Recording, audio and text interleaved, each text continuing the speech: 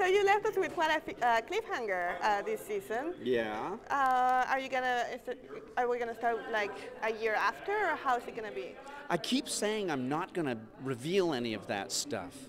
So let me say this. The plan was for them to get together again a year later. It doesn't quite work out that way. How's that? That's good enough. I appreciate that. Yes. It's so hard not to just spill everything. Now, what's already out there is that Booth gets a girlfriend. I know. Where did that come from? TV guide or something. TV guide or something. Yeah, I've heard that. I've heard that. I'm very interested. All right, let's talk. Let's say it happened. How would that change the dynamic between Booth and Brennan?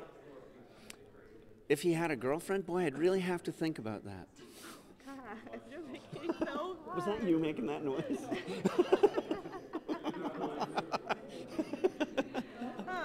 I imagine it would throw a real wrench into the works, and it might be really interesting TV if that were to happen. How was that? How about Brennan? Any love interest? Well, there's. I don't want to rat everything out. What am I willing to say? Brennan doesn't stand still. She doesn't stay in one place. There's a lot of twists and turns in the upcoming season, and her love life is in there as well. I mean, because what I did like about the end of the season is that she's like, okay, why am I still doing this criminal investigation? Yeah. Like, I should be doing something more scientific. Her love, yeah. I'm perfectly happy telling you that the season opener is about one of the things is why she does like solving murders and doing things in the present day. What changes she went through while she was away that made her realize that it's important to her to come back and solve murders. Because we have to look at that. You know, she's always such a pure scientist. Why isn't she off doing digs? And so we address some of that. Exactly. She's there because she loves it, right? Yeah.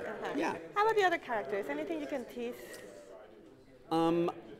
When we left, Daisy, also one of the squinterns, we call them, went off to Maluku with Brennan, leaving one of our suites bereft.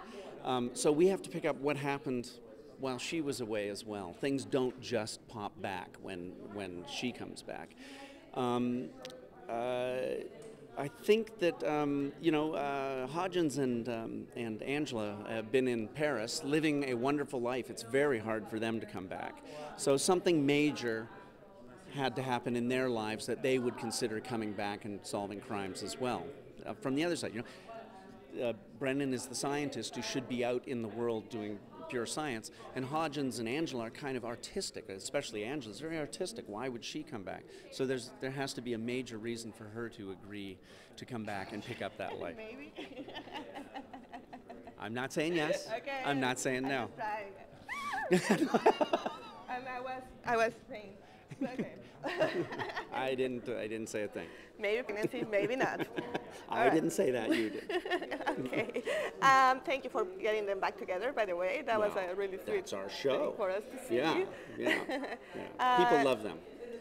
And Tamara, we're going to see more yes, that mother-daughter. The excuse to come back for everyone is Cam's well-being.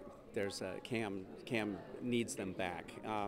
We loved Cam's story with her daughter, or her daughter, the young woman she's now responsible and playing the role of mother for, and we really liked her relationship with the gynecologist. That worked. So we're gonna do that, and we love Tamara.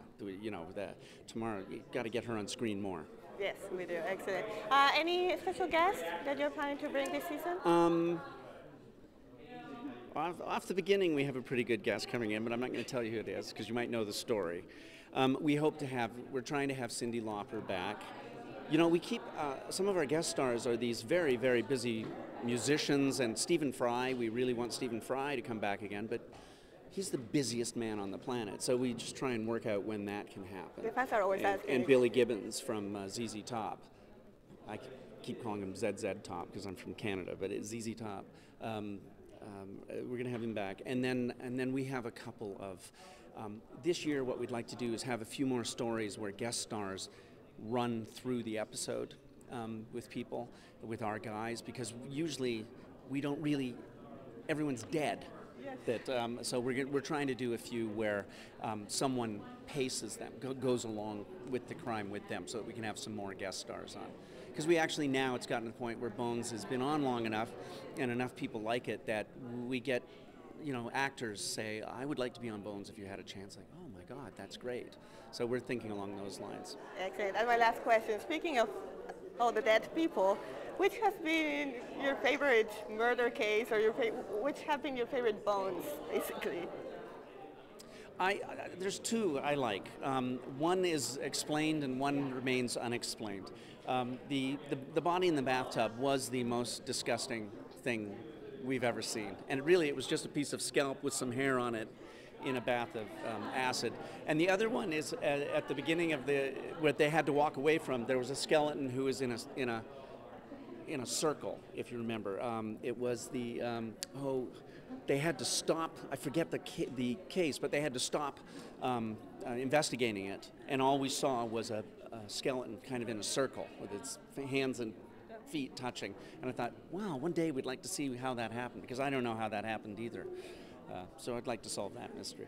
Well, thank you. Hopefully, we would love to see it solved. Yeah, me too. Me too. Great talking to you. Thank you so much.